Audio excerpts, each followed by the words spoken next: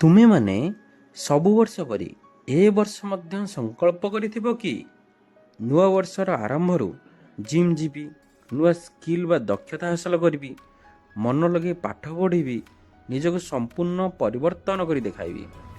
କିନ୍ତୁ ଏହା ପ୍ରକୃତରେ ମାତ୍ର ନବବର୍ଷର କିଛି ସପ୍ତାହ ପାଇଁ କାର୍ଯ୍ୟକାରୀ ହୋଇଥାଏ।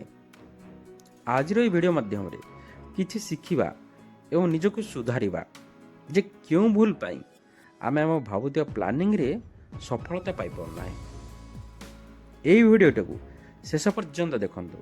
ତୁମେ ନିହାତି ଜାଣିପାରିବ କେଉଁ କେଉଁ କାରଣରୁ ତୁମେ ଭାବୁଥିବା ହ୍ୟାବିଟ୍ସକୁ ନିଜ ଜୀବନରେ ଲଗାଇବାରେ ଅସଫଳତା ମିଳୁଛି। ପ୍ରଥମଟି ହେଉଛି କନସିଷ୍ଟେନ୍ସି ବା ସ୍ଥିରତାର ମାତ୍ରା କମିଯିବା। ଯେତେବେଳେ ଆମେ ଗୋଟିଏ ହ୍ୟାବିଟ୍ ବା ଅଭ୍ୟାସ କରିଥାଉ, ଯଥା ଏକ୍ସରସାଇଜ୍ କରିବା, ମେଡ଼ିଟେସନ୍ କରିବା, ପ୍ରଥମେ ତ ଆମେ ସମସ୍ତ ଏନର୍ଜି ଦେଇ ବଡ଼ ଜୋସ୍ରେ କରିଥାଉ। କିନ୍ତୁ କିଛି ଦିନ ପରେ ଲାଗିଥାଏ କି ମୋଟିଭେସନ୍ ତ ଆଉ ଲାଗୁନାହିଁ। ଷ୍ଟଡି କରି ଜଣାଯାଇଛି କି ମଣିଷ ମସ୍ତିଷ୍କ ନୂଆ ଅଭ୍ୟାସକୁ ପ୍ରତିରୋଧ କରିଥାଏ। ଯେଉଁ ଅଭ୍ୟାସକୁ ସବୁଦିନ କରୁଥାଅ ସେହାକୁ ମସ୍ତିଷ୍କ ଗ୍ରହଣ କରିନେଇଥାଏ, କିନ୍ତୁ ନୂଆ ଅଭ୍ୟାସକୁ ଗ୍ରହଣ ପାଇଁ ସମୟ ଆବଶ୍ୟକ କରିଥାଏ। ଏଥିପାଇଁ କିଛି ସପ୍ତାହ ବା କିଛି ଦିନ ପରେ ଜୋସ୍ର ମାତ୍ରା କମିଯାଇଥାଏ। ଦ୍ୱିତୀୟରେ, ଆମେମାନେ କ'ଣ କରିଥାଉ ନା ନିଜର କାର୍ଯ୍ୟ କରିବାର କ୍ଷମତା ଠାରୁ ପ୍ରଥମରୁ ବହୁତ ବଡ଼ ବଡ଼ ଲକ୍ଷ୍ୟକୁ ସ୍ଥିର କରିଦେଇଥାଉ। ଏହା ଫଳରେ କ'ଣ ହୋଇଥାଏ ନା ଆପଣମାନେ ଭଲ ଭାବରେ ଜାଣିପାରୁଥିବେ କି ଲକ୍ଷ୍ୟ ବଡ଼ ଭାବି ଭାବି ଶେଷକୁ ସେ ଅଭ୍ୟାସକୁ ହିଁ ଛାଡ଼ି ଦେଇଥାଉ। ଉଦାହରଣ ସ୍ୱରୂପ, ଆମେମାନେ ପ୍ରଥମ ଦିନରୁ ଜିମ୍ରେ 1 ଘଣ୍ଟା ପରିଶ୍ରମ କରିବି ବୋଲି ଭାବି ଦେଇଥାଉ। ମନରେ କୌଣସି ଛୋଟ ଛୋଟ ପ୍ଲାନିଂ ପ୍ରଥମରୁ ହିଁ ଆସିନଥାଏ। କିଛି ଦିନ ଗଲା ପରେ 1 ଘଣ୍ଟା ବି ଆମକୁ ବହୁତ ବଡ଼ ଲାଗିଥାଏ। ଏହାପରେ ଆମକୁ ଅସମ୍ଭବ ମନେ ହୋଇଥାଏ ଏବଂ ଶେଷରେ ବନ୍ଦ କରିଦେଇଥାଉ। ଏଥିପାଇଁ ଅଭିଜ୍ଞ ଲୋକମାନେ କହିଥାନ୍ତି କି ଆମର ଲକ୍ଷ୍ୟକୁ ଛୋଟ ଛୋଟ ଭାଗରେ ଭାଙ୍ଗିବା ଉଚିତ, ଯାହାଦ୍ୱାରା ଆମେ ଛୋଟ ଛୋଟ ଲକ୍ଷ୍ୟକୁ ହାସଲ କରି କରି ଚାଲିବା ଆଉ ଆମେ କେତେ ବାଟ ଆଗକୁ ଆସିଛେ ନିଜେ ଭଲ ଭାବରେ ଜାଣିପାରିବା। ଏହାଦ୍ୱାରା ଆମକୁ ମୋଟିଭେସନ୍ ମିଳିବ ଏବଂ ଲକ୍ଷ୍ୟସ୍ଥଳକୁ ଯାଇ ପହଞ୍ଚିପାରିବା। ତୃତୀୟରେ, ଆପଣଙ୍କ ଏନଭାରମେଣ୍ଟାଲ ବା ପାରିପାର୍ଶ୍ୱିକ କାରଣ ମଧ୍ୟ ତୁମ ହ୍ୟାବିଟ୍କୁ ବଦଳାଇ ଦେବାରେ ବଡ଼ ଭୂମିକା ନେଇଥାଏ। ଆପଣ ଯେତେ ମୋଟିଭେଟେଡ଼ ହୋଇଥାଉ ନା କାହିଁକି, ପାରିପାର୍ଶ୍ୱିକରେ ଡିଷ୍ଟ୍ରାକ୍ସନ୍ ଅଧିକ ହୋଇଥାଏ। ଯଥା ମୋବାଇଲ ନୋଟିଫିକେସନ୍ ଆସିବା, ତୁମ ପାଖାପାଖିରେ ଅନହେଲ୍ଦି ଫୁଡ଼୍ ଅପସନ୍ ଥିବା, କି ଆପଣଙ୍କୁ ଚିପ୍ସ, କୋଲ୍ଡ୍ରିଙ୍କସ୍ ଆଦି ଖାଉଥିବ ବା ଯାଚୁଥିବ, ତେବେ ଆପଣଙ୍କର ଫୋକସ୍ ନିହାତି ଭାବରେ ଭାଙ୍ଗିଯାଏ। ଏକ ରିସର୍ଚ୍ଚରୁ ଜଣାପଡ଼ିଛି କି ଯଦି ଆପଣଙ୍କ ପାରିପାର୍ଶ୍ୱିକ ପରିସ୍ଥିତି ଆପଣଙ୍କ ଲକ୍ଷ୍ୟ ଦିଗରେ ସାହାଯ୍ୟ କରୁନାହିଁ, ତେବେ ସେଥିରେ ସଫଳତା ପାଇବା ବହୁତ କଷ୍ଟସାଧ୍ୟ ହୋଇପଡ଼େ। ଚତୁର୍ଥରେ, ଇନଷ୍ଟାଣ୍ଟ ରେଜଲ୍ଟ ବା ତତ୍କ୍ଷଣାତ୍ ଫଳର ଆଶା। ଏହା ମଧ୍ୟ ହ୍ୟାବିଟ୍କୁ ବଦଳାଇ ଦେବାରେ କାରଣ ହୋଇଥାଏ।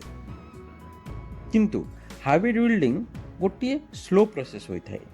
ଆମମାନଙ୍କୁ ବୁଝିବାର ଆବଶ୍ୟକତା ଅଛି କି ହ୍ୟାବିଟ୍କୁ ତିଆରି କରିବା ପାଇଁ ଅଧିକ ସମୟ ଆବଶ୍ୟକ ହୋଇଥାଏ।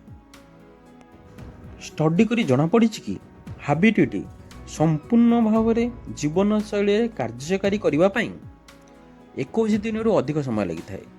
ଆଉ କିଛି ହ୍ୟାବିଟ୍କୁ ମଧ୍ୟ 66 ଦିନରୁ ଅଧିକ ସମୟ ଲାଗିଥାଏ।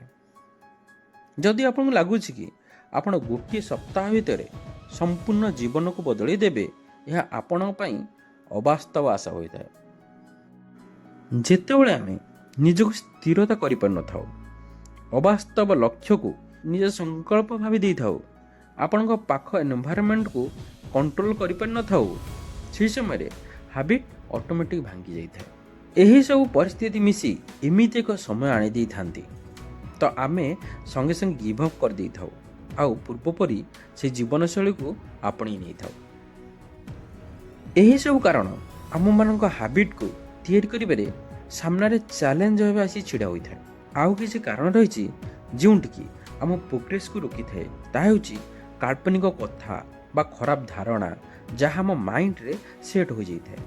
ଯେଉଁ ପର୍ଯ୍ୟନ୍ତ ଏହାକୁ ମନରୁ ନ କାଢ଼ିବା, ସେ ପର୍ଯ୍ୟନ୍ତ ହାବିଟ୍ ବିଲ୍ଡିଂର ସଠିକ୍ ରାସ୍ତା ଜାଣିପାରିବ ନାହିଁ। ସବୁଠାରୁ ପ୍ରମୁଖ କାରଣ ଆମେ ଭାବିଥାଉ ମୋଟିଭେସନ୍ ହିଁ ସବୁକିଛି ହୋଇଥାଏ। ଅନେକ ଲୋକମାନେ ଭାବିଥାନ୍ତି ଖାଲି ମୋଟିଭେଟେଡ୍ ରହିଲେ ହିଁ ହାବିଟ୍ ତିଆରି ହୋଇଯିବ। କିନ୍ତୁ ସତ ଏହା ଯେ ମୋଟିଭେସନ୍ ଟେମ୍ପରାରୀ ହୋଇଥାଏ। ଆପଣ ନିଜେ ଲକ୍ଷ୍ୟ କରିଥିବେ ଗୋଟିଏ ନୂଆ କାମ ବା ଜିନିଷରେ ଆପଣ ଅଧିକ ଏକ୍ସାଇଟେଡ୍ ହୋଇଥାଅ। ଷ୍ଟାର୍ଟିଂରେ ପୁରା ଏନର୍ଜି ଥାଏ, ପୁଣି କିଛି ଦିନ ପରେ ମୋଟିଭେଟ୍ ଏନର୍ଜି କମ୍ ହୋଇ ଚାଲେ। ଏଥିପାଇଁ ଖାଲି ମୋଟିଭେସନ୍ ଉପରେ ଭରସା କରିବା ଗୋଟେ ଭୁଲ ହୋଇଥାଏ। ଆଉ ଏକ ମିସକନସେପସନ୍ ହୋଇଥାଏ କି ଫେଲୁଅର୍ ମାନେ ସବୁକିଛି ଶେଷ ହୋଇଗଲା। ଆମେ ବେଳେବେଳେ ଭାବିଥାଉ କି ଗୋଟିଏ ହାବିଟ୍ ଯଦି ଭାଙ୍ଗିଗଲା, ଗୋଟିଏ ଦିନ ବା 5 ଦିନ ମିସ୍ କରିଗଲେ ତେବେ ସବୁ ସରିଗଲା। କିନ୍ତୁ ଏହା ସତ କି ଫେଲୁଅର୍ ଶିଖିବାର ଗୋଟିଏ ପାର୍ଟ ହୋଇଥାଏ। ଗୋଟିଏ ଦିନ 5 ଦିନ ମିସ୍ ହେବା ପାର୍ଟ ଅଫ୍ ପ୍ରୋସେସ୍ ହୋଇଥାଏ। ସକ୍ସେସଫୁଲ୍ ଲୋକମାନେ ନିଜ ଫେଲୁଅର୍କୁ ଆକ୍ସେପ୍ଟ କରିଥାନ୍ତି, ପୁନର୍ବାର ନିଜ ନିଜ ହାବିଟ୍ରେ କାମ କରିଚାଲନ୍ତି।